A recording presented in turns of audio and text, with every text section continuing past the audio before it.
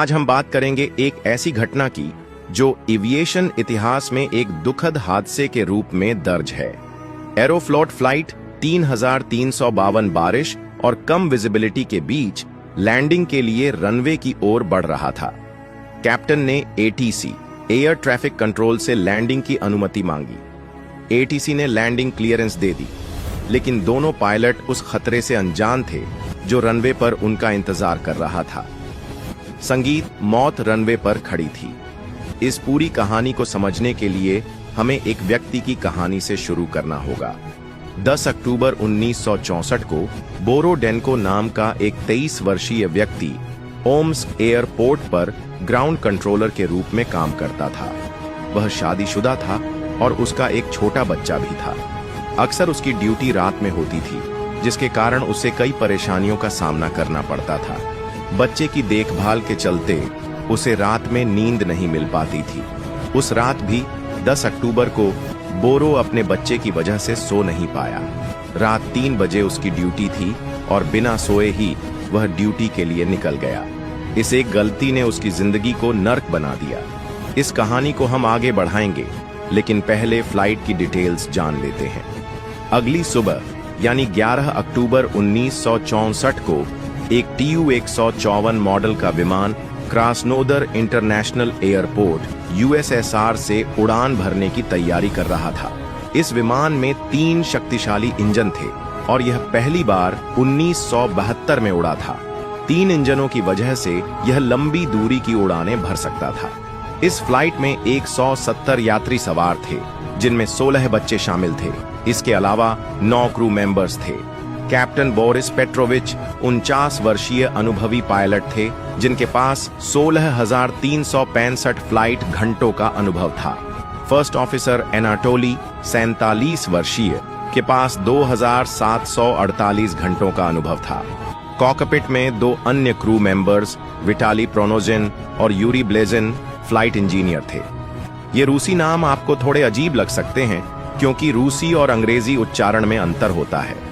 इस विमान को क्रास्नोदर से ओम्स्क एयरपोर्ट पर लैंड करना था और फिर वहां से टेकोनाफ करके नोवोसिबिर्स्क एयरपोर्ट जाना था। फ्लाइट ने तय समय पर टेकोनाफ किया। सब कुछ सामान्य था। रात का समय था, मौसम थोड़ा खराब था, लेकिन इस मौसम में भी विमान आसानी से उड़ान भर सकता था। धीरे धीरे विमान ओम्स्क एयरपोर्ट की ओर बढ़ने लगा। दोस्तों, यही वह एयरपोर्ट था जहां ग्राउंड कंट्रोलर बोरोडेनको ड्यूटी पर थे। ओम्स्क एयरपोर्ट में केवल एक रनवे था, इसलिए जब भी रनवे का मेंटेनेंस होता, सभी फ्लाइट्स को रद्द कर दिया जाता था। 11 अक्टूबर 1964 की सुबह करीब 5 बजे सूरज अभी उगा नहीं था। बारिश और कम विजिबिलिटी की वजह से रनवे की स्थिति और खराब थी।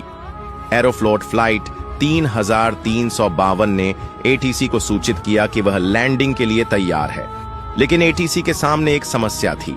कई घंटों से रनवे पर कोई विमान लैंड नहीं हुआ था और लगातार बारिश के कारण रनवे पर पानी जमा होने का खतरा था। इससे रनवे फिसलन भरा हो सकता था, जिससे विमान को ब्रेक लगाने में दिक्कत हो सकती थी। एटीसी ने ग्राउंड कंट्रोलर बोरोडेनको को संपर्क किया और कहा कि एक विमान लैंड करने वाला है, इसलिए रनवे को जल्दी से ड्राई कर दो। बोरो, जो पहले ही नींद की कमी से परेशान थे, ने अपने वर्कर्स को रनवे ड्राई करने का आदेश दिया और खुद सो गए। एक ग्राउंड कंट्रोलर के रूप में उनकी जिम्मेदारी थी कि वे रनवे पर चल रहे काम की निगरानी करें, सेफ्टी नियमों का पालन सुनिश्चित करें और एटीसी को यह सूचित करें कि काम अब भी चल रहा है, ताकि कोई विमान लैंड न करे। लेकिन नींद में होने की वजह से उन्होंने ये जिम्मेदारी निभाई ही नहीं। इसके अलावा बोरो ने एक और बड़ी गलती की। उन्हें runway occupied warning light on करनी चाहिए थी, ताकि यह स्पष्ट हो कि रनवे पर काम चल रहा है, लेकिन यह लाइट बंद रही। कम विजिबिलिटी में न तो एटीसी को यह पता चल सका कि रनवे पर काम हो रहा है और न ही पायलट्स को इसकी जानकारी मिली। बोरो की इस लापरवाही के कारण रनवे पर एक बड़ा खतरा पैदा हो गया। उनके आदेश पर मेंटेनेंस वर्कर्स भारी भारी गाड़ियां जैसे यूएजेड, केआरएजेड और 16 से 20 टन के ड्राई एयर कंप्रेसर ट्रक लेकर रनवे पर काम शुरू कर चुके थे। लेकिन इन वर्कर्स ने भी एक बड़ी गलती की।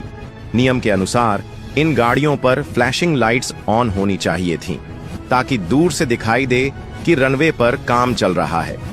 लेकिन ये लाइट्स इतनी तेज होती थीं कि वर्कर्स की आंखों पर असर पड़ता था। इसलिए काम शुरू होने के बाद उन्होंने ये लाइट्स बंद कर दी, जो सेफ्टी नियमों के खिलाफ था। चूंकि रनवे ऑक्यूपाइड वार्निंग लाइट भी बंद थी, इसलिए गाड़ियों की फ्लैशिंग लाइट्स बंद होने से कोई खास फर्क नहीं पड़ता था। लेकिन रनवे की सामान्य लाइट्स अब भी ऑन थीं, जो कि ऑफ होनी चाहिए थीं। एक मेंटेनेंस वर्कर की नजर रनवे की ऑन लाइट्स पर पड़ी। उसे यह अजीब लगा कि रनवे पर काम चल रहा है, फिर भी लाइट्स ऑन क्यों हैं। उसने तुरंत ग्राउंड कंट्रोलर बोरो को कॉल किया, दजरेनिया, लेकिन बोरो सो रहे थे और उन्होंने कॉल रिसीव नहीं किया। 3 बार कॉल करने के बाद भी कोई जवाब नहीं मिला। वर्कर ने सोचा कि शायद रनवे का काम पूरा हो गया होगा और लाइट्स टेस्टिंग के लिए ऑन की गई होंगी। इस तरह एक के बाद एक गलतियों का सिलसिला चलता रहा। लगभग 1 घंटे बाद एरोफ्लोट फ्लाइट 3352 ओम्स एयरपोर्ट के क्षेत्र में प्रवेश कर चुकी थी। कैप्टन ने एटीसी से लैंडिंग की अनुमति मांगी। एटीसी को पता था कि रनवे पर काम चल रहा है, लेकिन कम विजिबिलिटी की वजह से उन्हें रनवे ठीक से दिखाई नहीं दे रहा था। चूंकि रनवे ऑक्यूपाइड वार्निंग लाइट बंद थी, इसलिए उन्हें लगा कि शायद काम पूरा हो गया होगा। उन्होंने बिना पूरी तरह कंफर्म किए लैंडिंग की अनुमति दे दी। अब मौत की उलटी गिनती शुरू हो चुकी थी। विमान रनवे की ओर बढ़ रहा था। पायलट्स ने नोटिस किया कि रनवे पर कुछ तो मौजूद है, लेकिन कम विजिबिलिटी के कारण वह ठीक से दिखाई नहीं दे रहा था। उन्होंने एटीसी से दोबारा संपर्क किया और कहा कि रनवे पर कुछ दिख रहा है। एटीसी ने फिर से रनवे की ओर देखा, लेकिन उन्हें न तो गाड़ियां दिखीं और न ही कोई फ्लैशिंग लाइट्स। कंफ्यूजन से बचने के लिए एटीसी ने ग्राउंड कंट्रोलर को कॉल किया, लेकिन बोरो अब भी सो रहे थे और कॉल रिसीव नहीं हुआ। एटीसी अब असमंजस में थी कि क्या करें। चूंकि रनवे पर कोई गाड़ियां या लाइट्स दिखाई नहीं दे रही थीं, उन्होंने मान लिया कि रनवे खाली है।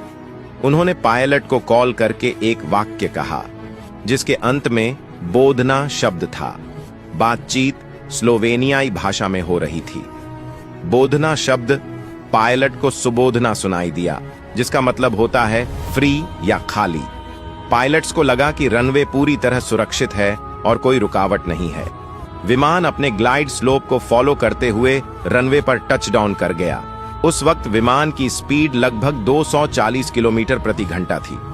जैसे ही विमान रनवे पर उतरा, पायलट्स को वह काला साया साफ दिखाई देने लगा। कुछ ही पलों में कॉकपिट में मौजूद सभी लोगों की आंखों के सामने मौत खड़ी थी। रनवे पर कई गाड़ियां एक कतार में खड़ी थीं। पायलट ने तुरंत विमान को मोड़ने की कोशिश की, लेकिन इतनी तेज रफ्तार में भारी भरकम विमान को मोड़ना संभव नहीं था। विमान एक के बाद एक गाड़ियों से टकराता चला गया। इन गाड़ियों में लगभग 7 टन ईंधन भरा था और विमान के टैंकों में भी काफी ईंधन मौजूद था। नतीजा, रनवे पर भयंकर आग भड़क उठी। सभी यात्री आग की चपेट में आ गए। लेकिन तभी एक चमत्कार हुआ। विमान का कॉकपिट टूटकर अलग हो गया और आग के क्षेत्र से दूर रगड़ता हुआ चला गया। शायद यही वजह थी कि कॉकपिट में मौजूद 4 क्रू मेंबर्स की जान बच गई। क्रू मेंबर्स तुरंत टूटे हुए कॉकपिट से बाहर निकले और यात्रियों को बचाने के लिए दौड़े। लेकिन आग इतनी भयानक थी कि वे केवल एक यात्री को जिंदा निकाल पाए।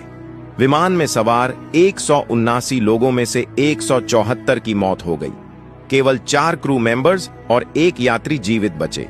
इसके अलावा रनवे पर मौजूद 4 मेंटेनेंस वर्कर्स की भी मौत हो गई।